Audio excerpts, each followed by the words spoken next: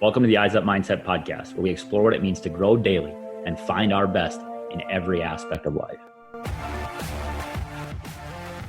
Welcome back to another episode of the Eyes Up Mindset podcast. I'm John Shirkey here with my friend, my co-host, Jamie Wagner. Jamie, good to see you. And, we were just talking a little bit off air. What a journey we've been on this year of starting a podcast and going down this road. And at the beginning, you kind of said, like, every episode we put out, we're like, who's listening? How many people? And now, we got to a milestone the other day and it was pretty cool. But the reality is it's not about the numbers. It's about having cool conversations and giving away stuff to people that helps grow and develop them and their families and their journey. Well, it's incredibly humbling to meet these sort of milestones, to kind of go over them and be like, oh my goodness, that many people have engaged with what we're doing. And that was the goal from the beginning, is to say, let's take this thing, these conversations that we have that have grown us, have grown other people that have been around us, and let's see if they can't resonate with people, and to know that it does and that people keep coming back. We're so grateful. I am incredibly grateful for the opportunity to speak with you and our guests. And that, I mean, today is another one of those where it's just, you kind of left humbled, with gratitude, to say thank you for coming on and giving this to the people that engage with us. So, yeah. So I guess I didn't even say the milestone. We got to over 5,000 listens to our podcast, which, if you'd have said we're going to get to that in this amount of time at the beginning, like, I'd have told you maybe 5 people are going to listen, and so we are incredibly blessed and love to be on this journey with you. And speaking of on the journey with you, we love to interact with you. Go check out our Facebook group, Eyes Up Mindset Family, our Twitter, our Instagram, still Eyes Up Mindset. Go check us out and send us a note. Hey, I listened. It was cool. We love hearing from you guys. So, Jamie, the episode today, Angelo Sisco, an old Chicago dude, and now he lives in SoCal, but he's done some pretty incredible stuff in his life, from starting running CrossFit gyms in Chicago to now this journey he's on with Alpha Hippie. But tell us a little bit about him and kind of where we go today. well, he brings us on this journey that is changing the way that we think, right?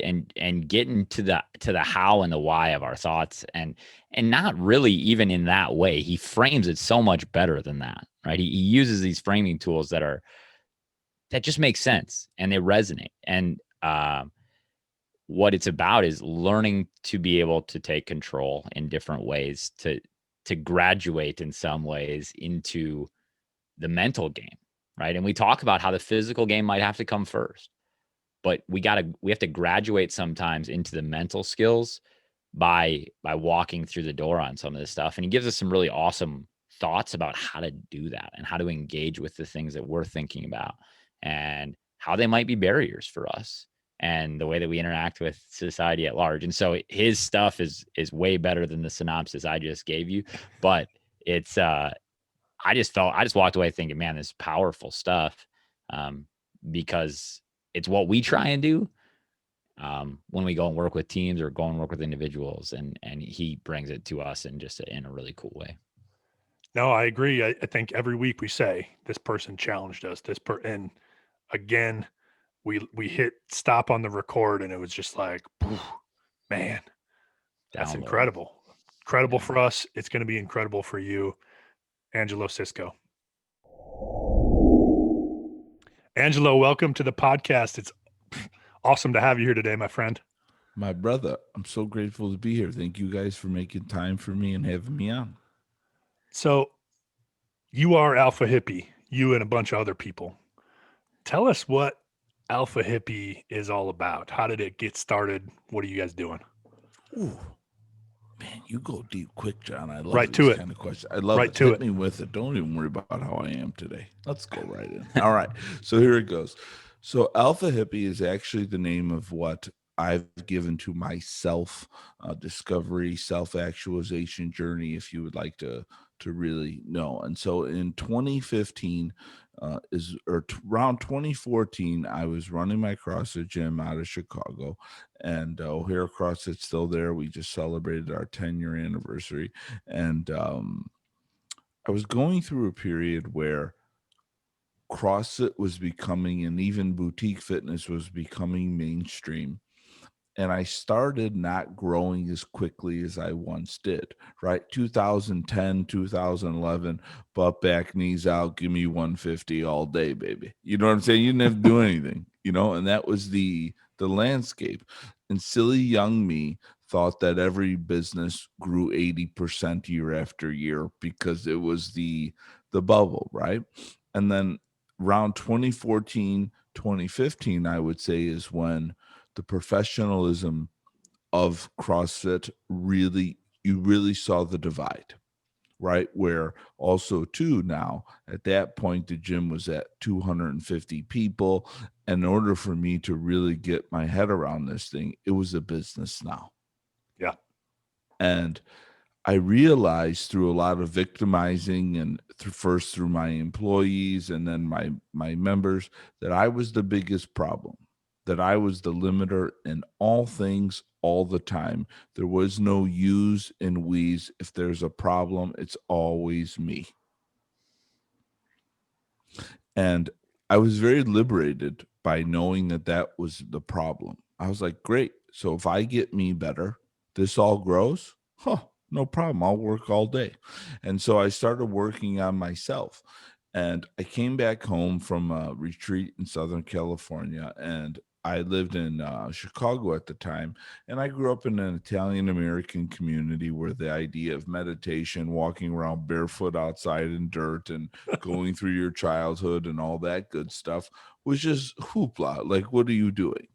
And so someone made a snide comment to me, and I said, well, no wonder you have no idea about this. You're not an alpha hippie. And I go, whoa, this is super cool. And so I go, I'm going to go online and buy a t-shirt because someone has made a t-shirt that says Alpha Hippie. So I told myself, lo and behold, no Alpha Hippie t-shirts. So I design a logo. I go on Fiverr. I get some guy. I have no idea where he is. Throw him a fin, and he makes the logo that I drew a real logo. Now, I'm not an irregular deckler, so I print out 100 shirts, right? Because I already have a printer through the gym, and why would I print one shirt and just wear it? Well, how silly. And so I print out 100 shirts, and I just start giving them away and passing them out. But not just the people that I knew. I bring them to these retreats that I'm going to all over the world, Costa Rica, like just bringing them with me and sharing this with people, and people are picking up this message without me even saying what it's all about. They're like, Alpha Hippie, that's cool. That's really a great way to say yin and yang of what I feel like is my journey. And then so I go, great, if you like it, take a picture of yourself in it and describe what you think Alpha Hippie is to you. And so I start this little Instagram thing and just start doing it. Then around 2017, I go, okay, how can I take this even further? Because now I start seeing the split in my passion. Now I have the gym up and going, working through all my leadership stuff, which was Angelo's stuff. And now I had even more free time. So now I start digging deeper. I make the podcast and start spreading this Alpha Hippie message. The podcast ran all the way through like 100 episodes before I took a break. And the only reason I took a break is because I eventually moved my family out in 2020 to SoCal. So I had to take some time away from recording shows every week so I could figure this out. And then along the way, I started thinking about what my biggest frustration was. And one of my biggest frustrations in the world is when I see men play small. And we all feel it. I really believe that men feel it more intrinsically than women, and not because I'm picking on them, but because of masculine energy, which most men are dominant in. And it doesn't mean that women can't access masculine energy. I don't want that to be taken out of context, because there are some men that are feminine energy dominant, and that's a whole nother conversation for a whole nother show. Or if you guys want to get into it, we can. Yet masculine energy really is about outward energy, nature, and advancement. Right. And so when I'm not seeing men looking to advance and play, and they're playing small in their life, it hurts my heart. What does that look like? Sure. Like, give an example of Wonderful. you see men playing small. I absolutely agree with you, but I'm curious to see what your example is of that. Yeah. So we really feel this intrinsically, and men really don't often know it. Here's the best example. When you ask a man how they're doing and they go, pretty good, can't complain, and that's their standard. Living the dream. Right? Pretty good, can't complain. Life's good. No, it's not. If you think good is good, if you think good is good enough, you are selling yourself short.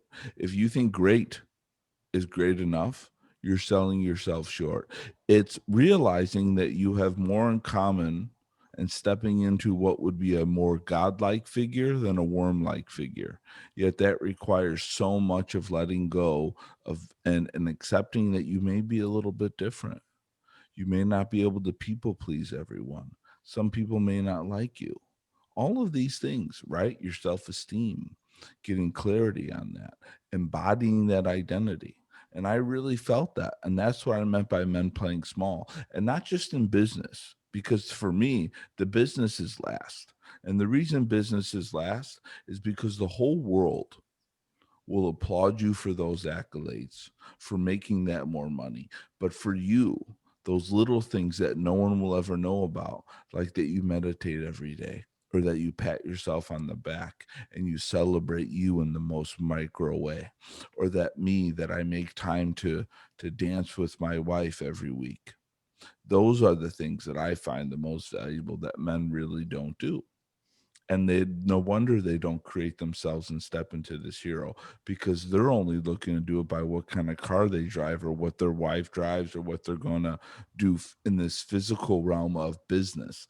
Where I really believe what makes things valuable is when not a lot of people know about your accomplishments. And more often, it's the ones you do for yourself and in your relationships that not many people will ever know. But if you want to know what makes a valuable car, is when there's not a lot of cars made, right? Hmm.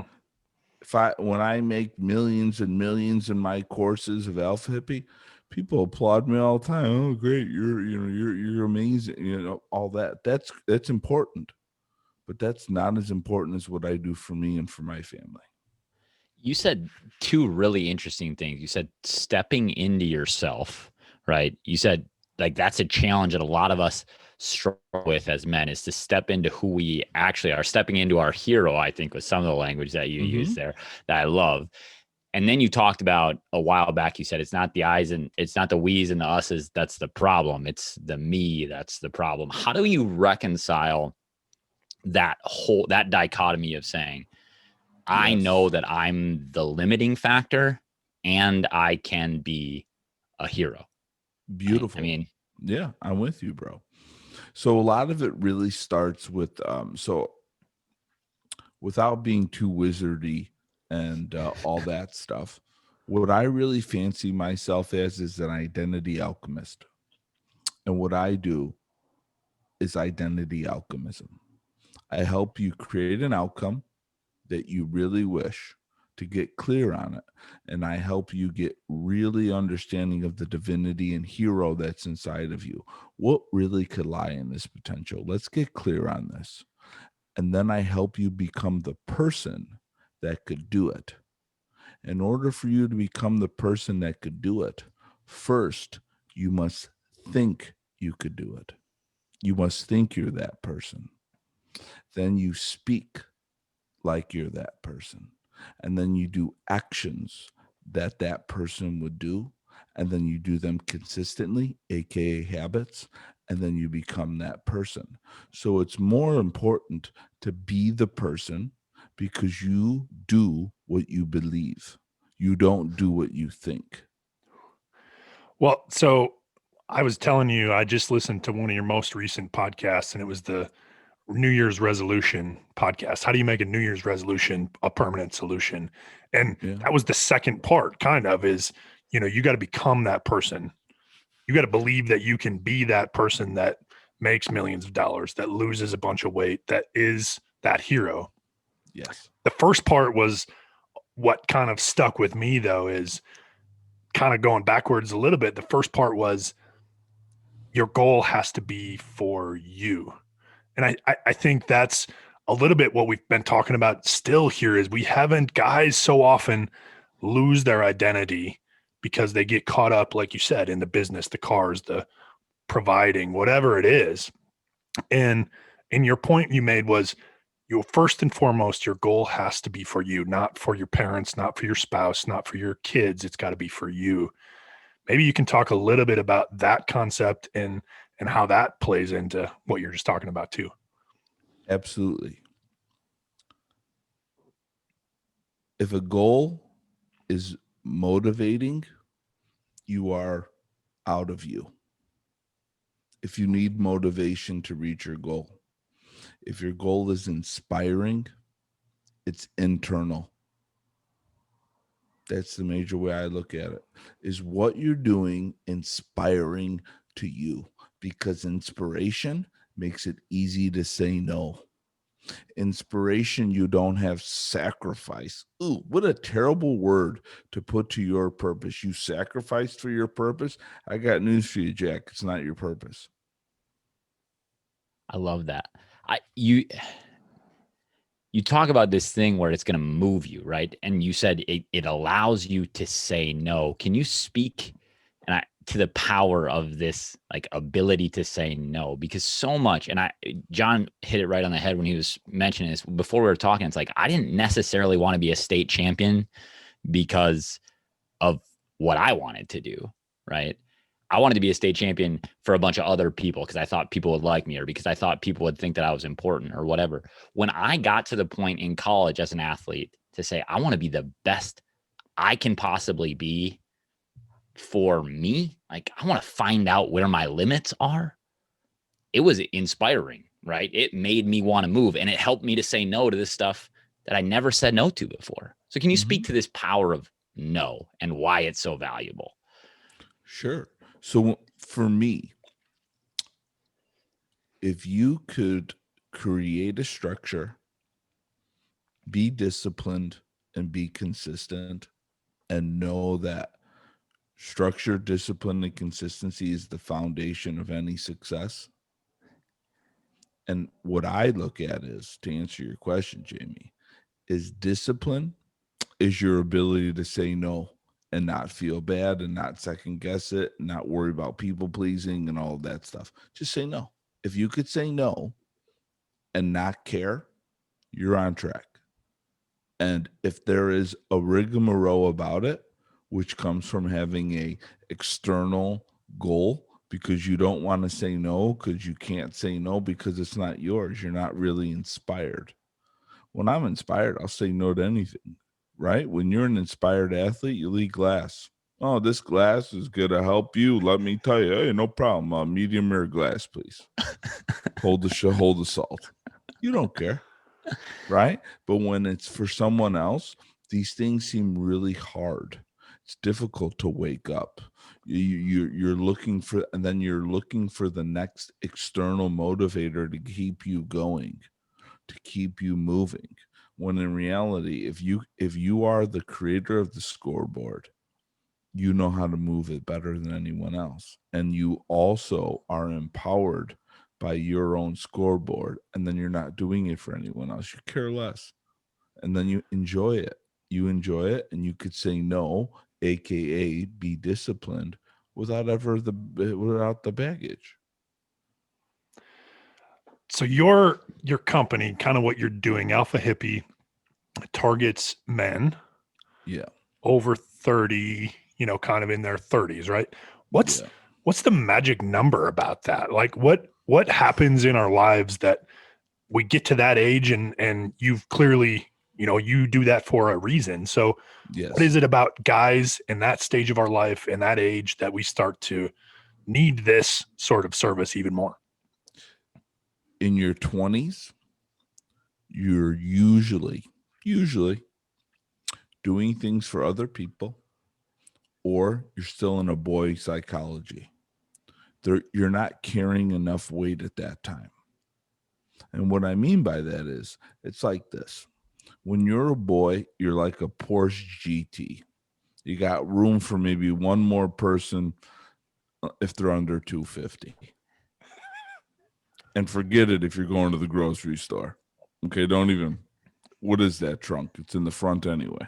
Okay. When you get to your 30s, what the goal is to be a Raptor. You got enough juice, like the Porsche, if you got to go.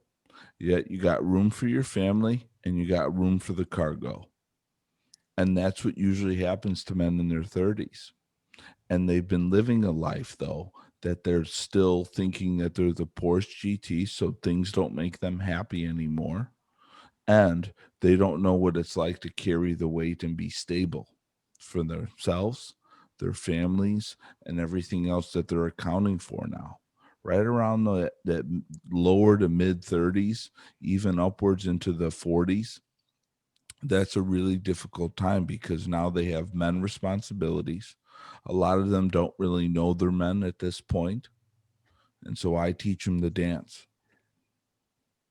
That rings incredibly true to me. At 29, I kind of hit bottom about 2 months before my 30th birthday. I from my own doing, I dug a hole and I found myself at the bottom of it, staring up in debt, going, how do I get out of this stuff? And the 3 words you said, structure, discipline, consistency, were my ticket out. And they became, in some ways, through the help of John, the foundation points of this business. So when you say those 3 words, they just resonate deeply for us. When men come to you, and this isn't just about men, because I know that women are dealing with the same struggle. Yes. When people come to you with the challenge of, I'm not where I want to be, I'm not who, I think that's the big thing. I think that's the word we struggle to find. It's like, I'm not doing the things I want to be doing. I'm not making the money I want to make, But what they're really saying is, I'm not who I desire to be. Mm-hmm. How do you give them that first word, structure? That's so challenging for many of us. Absolutely. So that's where I get to this idea, just to backtrack, Jamie, of identity alchemism. Yeah. You're not who. You don't even know who is at this point. You haven't even clarified them, right? So one of the things that I really focus on for structure is this is why we have 2 programs, and depending on where men are at in their lifeline, if they have not exercised structure, discipline, and consistency, I ask them to take the physical mastery, are basically a training program first. Some people, why physical first? Right. I'll explain it to you. Sure. Because for me, I worked. My father was in prison from when I was 5 to 16. I worked. But if you didn't work, you played sports. So you went to practice. And exercise is a movement practice. You woke up, you went to practice, you learned how to create structure, you said no, and you did it consistently. And for me, after school, I couldn't go play with my friends because I had to go to work, and then I had to get my homework done. And so I had to learn to say no. And so the physical program was my way of relearning how to create structure, discipline, and consistency in my journey, which you mentioned too, John, was the real point of part of the identity shift in that podcast that you just mentioned. And that's why I may have you go physical mastery before mental mastery, because if you cannot create a structure, say no, and do it consistently, you will be at I don't want to say this in a derogatory way, but you got no chance. Well, and I think we talk about that sometimes too, Jamie. In past episodes, we've talked about how the physical manifestation of these skills is easier for people to understand. And I think you said it, Angelo, it's because they have practiced it in some area of their life, whether it's athletics or music or theater or work, they've developed that. But and if you can't do it physically, then there's no chance, like you said, no chance you can do it mentally. No way. And also, too, guys, you see results quicker. You lose 5 pounds faster than you shift into your this mental identity, right? And so you also get celebrations quicker. The next day, you're sore from your workout. Ooh, next week you're more flexible. You feel it quicker, and feeling is understanding.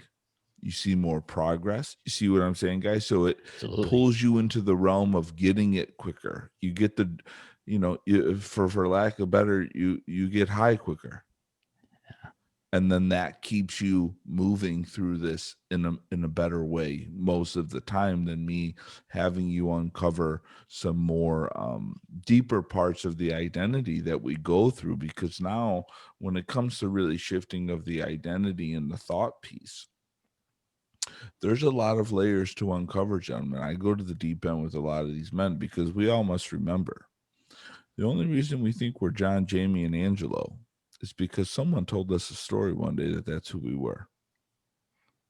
My son only thinks he's Santiago because 2 people that are at least 5.5 feet taller than him call him that every day. I love that.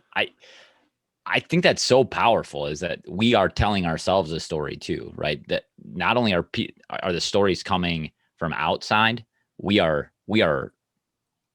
I don't know, integrating those stories into the language we use for ourselves, and being able to reclaim. You said first you have to believe it, then you have to speak it. Being able to reclaim that language to yourself becomes a part of learning to believe. And when dealing with athletes and speaking to athletes, we talk all the time about creating the pathways, right? Creating the pathway in your brain.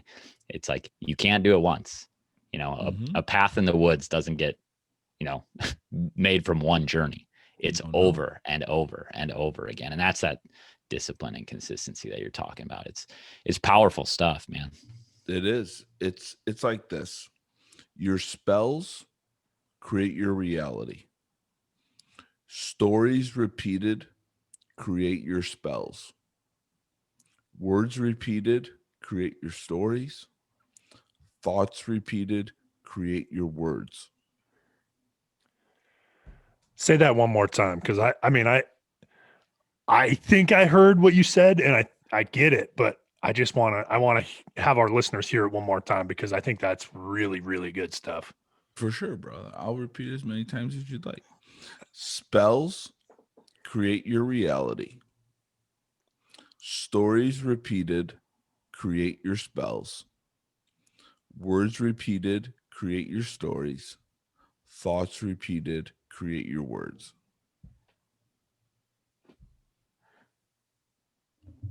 I don't know, man. I love it. I want to sign up and do something with you because it's powerful, right? I just think about the ways in which my life has walked through some of those things. And being 36, I turned 36 yesterday. Happy birthday, buddy. We're nearly the same age. We have a child nearly the same age. And I'm just thinking to myself, man, that's a powerful set of statements to be able to think through. And it's good for everybody. It's good for everybody. Don't just, and the spells you're talking about are just the things that we fall into, the traps, the habits, the repeated behaviors, right? Yeah. So here's the thing. First and foremost, the reason I choose to only work with men is because I will, no matter how much empathy I ever develop, I will never know what it's like to be a woman. I will never know what it's like to be pregnant.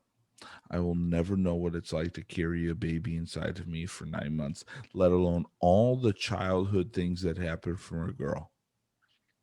And that's why I don't work with women, because I feel inauthentic when I'm trying to talk about a girl's 20s, childhood, all that stuff. That's all. Does this stuff work with both genders? Absolutely. There's plenty of wonderful women coaches that are able. My wife works with women. Like, I'm not against working with women. I'm not against bringing up women. I'm not a chauvinist in any way. What I do is I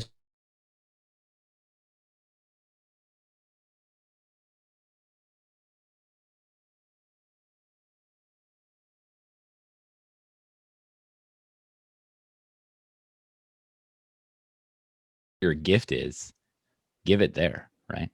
Yeah, it's just to act like I could cure everybody, to me is a narcissistic, ego-driven behavior that I don't want to be a part of. I already have a hard enough time, hardest in my ego, thinking I'm everyone's savior. God, my wife would just kick me out now. You know what I'm saying? Angelo, And go ahead. yeah, go ahead. No, No, go ahead, brother. no, No. I I would. wanted to make sure I answered Jamie's question For sure. well. Yeah. Did that land well for you, or is there anything else No, there? I think that's great. I mean, Cool. for sure. Good. No, I think I echo what Jamie said just a few seconds ago. Was like, you're incredibly captivating, and you make me and us want to do right. You want us to do something. Where can people get a hold of your stuff or interact with you if they are also so inclined to reach out to you or your team? Absolutely. So Facebook, Instagram, and our website is imalphahippie.com, and then all of that good stuff. We have a free Facebook group called The Way of the Courageous Man, which is a Facebook group that the Alpha Hippie team and I facilitate, and it's a place where men could come and know that they're safe enough to let their hair down, and it's okay to be imperfect that day, and that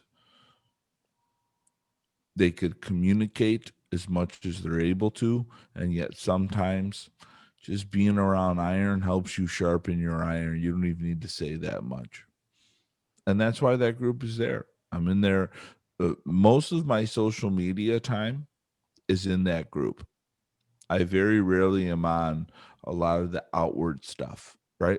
And also, two guys were on YouTube. I am Alpha Hippie. Everything is Alpha Hippie under there. And even the podcast, Spotify, all that good stuff. Yet the Facebook group is that safe place where you want to get a little more flavor of what Alpha Hippie does. And also, too, if you're a man looking to just know that there's a place that, even though a lot of us are stuck in our homes right now or in this quarantine life, where you got some bros where you could go in and talk about smoking meats and all that stuff. And then also too, if you want to just say, guys, I'm having a bad day, just want to be around you guys, and let I tell people this is the place where you can unstrap your bra at the end of the day and just come and be you, and just let us hang out and make posts and commenting and all that good stuff. Cool stuff, man. I appreciate you joining us today and look forward to connecting further with you down the road. Oh, it's been a pleasure, guys. I have really enjoyed our time together, and I'm very grateful for this opportunity, and really feel both of your guys' wonderful energy, and I'm sure the listeners do as well. Thank you.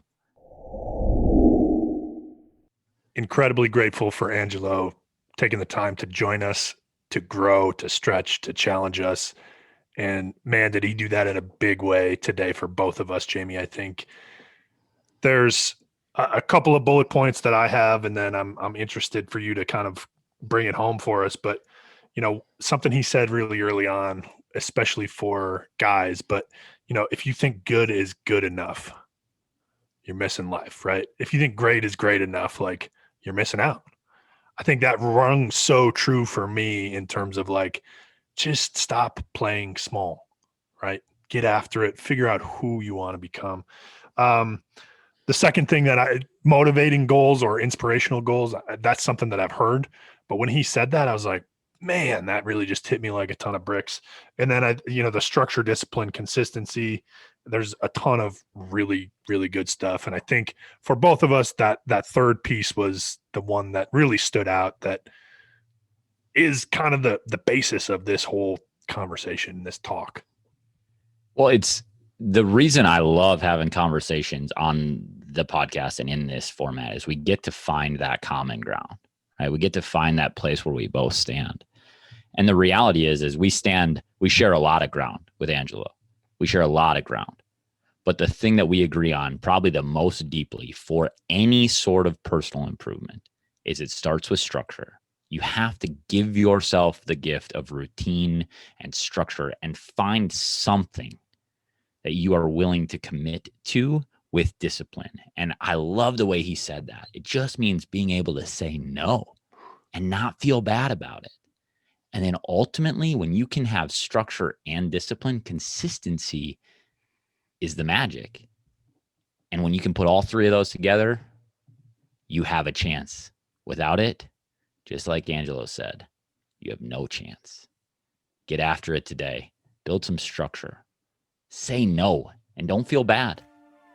And do it over and over and over again. And as always, live eyes up.